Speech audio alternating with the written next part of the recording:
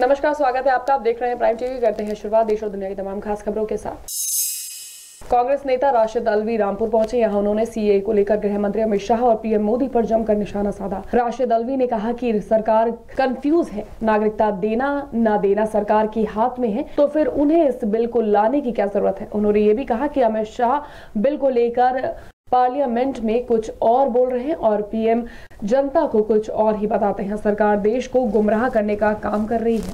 इस अमेंडमेंट की कोई जरूरत नहीं थी। ये अमेंडमेंट सिर्फ देश के अंदर कंफ्यूजन पैदा करने के लिए, जो अहम मुद्दे हैं सरकार के, देश के, बेरोजगारी है, महंगाई है, पेट्रोल डीजल की कीमत है, इन सब की तरफ से तवज्जो हटाने के लिए सरकार ये काम कर रही है। हमीरपुर में पुलिस को सफलता लगी है। पुलिस ने 25 किलो गांजे के साथ एक अफीम तस्कर को गिरफ्तार किया है। बता दें कि पुलिस को सूचना मिली थी कि सुमेरपुर के आसपास बड़ी संख्या में गांजे की खरीद फरोख्त की जा रही है। पुलिस ने प्राप्त सूचना के आधार पर छापेमारी की तो पुलिस को सूचना सही मिली। पुलिस ने मौके से वांछित अपराधी को गिरफ्तार किया है और उससे पूछताछ शुरू कर दी है।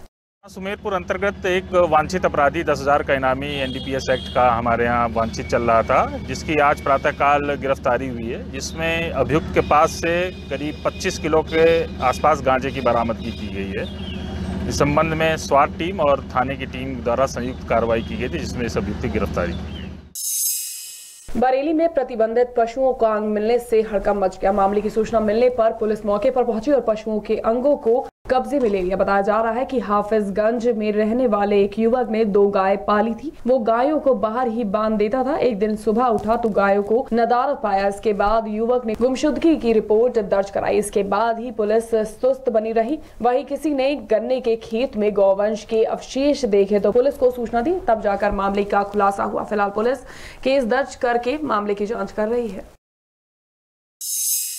बरेली के मीरगंज में बीजेपी के प्रदेश अध्यक्ष स्वतंत्र देव सिंह का जोरदार स्वागत हुआ। इस मौके पर कार्यकर्ताओं ने उनको फूल मालाएं पहनाई और भारत माता की जय के नारे भी लगाए। इस मौके पर बीजेपी के प्रदेश अध्यक्ष ने कहा कि बीजेपी सरकार गरीबों के हित में दिन रात काम कर रही है। उन्होंने कहा कि बीजेपी सरकार की सारी योजनाएं गरीबों को ध्यान में रखकर बनाई जा रही है। उन्होंने बताया कि विपक्ष ने सीए पर बिना मतलब के तूल उठाया हुआ है, जबकि इसमें किसी की भी नागरिकता नहीं जाएगी। राम स्नेही घाट तहसील के पास अज्ञात कार सवार बदमाशों के ताबड़तोड़ फायरिंग कर अवैध चिकित्सक को मौत के घाट उतार दिया। इस दौरान चिकित्सक का सहयोगी और अन्य एक साथी भी उसके साथ मौजूद थे, जो गंभीर रूप से घायल हो गए। अस्पताल ले जाते समय चिकित्सक के सहयोगी की मौत हो गई। वहीं घायल व्यक्ति का इलाज जारी है। सूचना मिलते ही एसपी ने घटनास्थल पर पहुंचकर छानबीन शुरू कर दी और अज्ञात बदमाशों की तलाश के लिए टीमों का गठन कर दिया गया है। इन्वेस्टिगेशन में ये बात प्रकाश में आ रही है कि किसी कैथल, जो हरियाणा में जनपद है जहाँ के वो रहने वाले थे, वहीं के किसी व्यक्ति से उनका विवाद चल रहा था, तो जिस पर प्रथम दृष्टया उनके परिवार वालों को शक व्यक्त किया गया है। बाकी इन्वेस्टिगेशन में हम लोग यहाँ पे एनालिसिस कर रहे हैं। सीसीटीवी फुटेज को हम लोगों ने कलेक्ट कर लिया है। उसके आधार पर क्रिमिनल्स आइडेंटिफाई हम लोग कर रहे हैं और शीघ्र ही इसमें कार्रवाई की जाएगी। नागरिकता कानून को लेकर उत्पन्न हुए भ्रम को मद्देनजर रखते हुए सहकारिता मंत्री मुकुट बिहारी बहराइच पहुंचे। यहां पहुंचकर उन्होंने जन जागरूकता अभियान की शुरुआत की। इस दौरान मुकुट बिहारी वर्मा ने सैकड़ों कार्यकर्ताओं के साथ मिलकर लोगों के बीच सीए को लेकर विस्तार से चर्चा की और लोगों को समझाया कि इस कानून से भारत के किसी भी नागरिक को कोई परेशानी नहीं होगी। हर व्यक्ति देश का सम्मानित नागरिक है, इसलिए किसी को भी इस कानून से डरने की कोई जरूरत नहीं है।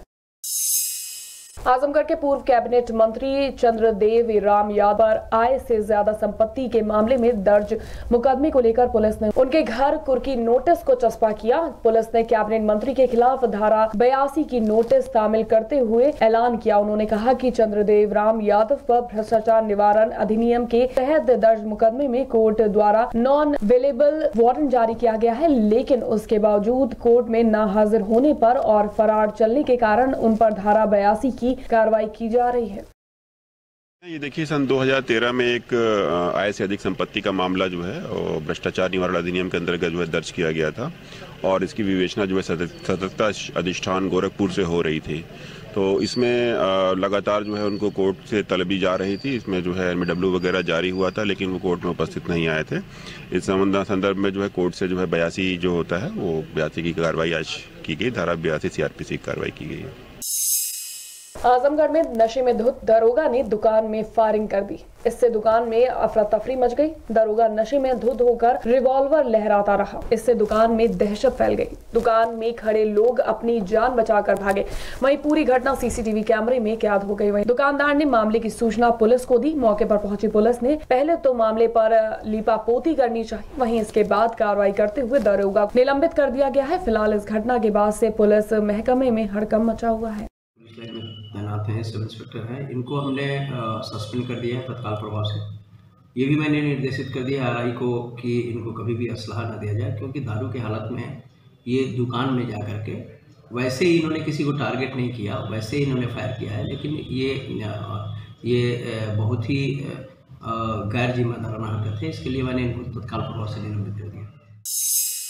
अलीगढ़ मुस्लिम यूनिवर्सिटी के स्टूडेंट्स ने JNU में हुई घटना के विरोध में कैंडल मार्च निकाला। इस दौरान छात्रों ने कहा कि ऐसा कभी नहीं हुआ है जहां एक शिक्षण संस्थान में घुसकर गुंडों के द्वारा JNU के छात्र संघ अध्यक्ष, प्रोफेसर और छात्रों के साथ मारपीट गई हो। AMU के छात्रों में काफी आक्रोश देखने को मिला। उन्होंने कहा कि स्टूडेंट्स के साथ इस तरह की घटना को बिल्कुल भी बर्दाश्त नहीं किया जाएगा। हम देश बचाने के लिए लड़ रहे हैं और कुछ लोग देश का वापस बंटवारा करने के लिए लड़ रहे हैं। महाराजगंज में भारत नेपाल के सुनौली सीमा पर खुफिया एजेंसियों ने हाई अलर्ट जारी किया है। खुफिया एजेंसियों को सीमा के पास 2 आतंकियों के छुपे होने की आशंका है, जिसके तहत सुरक्षा एजेंसियों ने दोनों आतंकियों के फोटो जारी किए हैं और उसे सुनौली सीमा समेत आसपास के सभी पोस्ट पर लगवा दिए हैं। साथ ही सीमा से सटे इलाकों में विशेष चौकसी बढ़ाने को भी कहा गया है।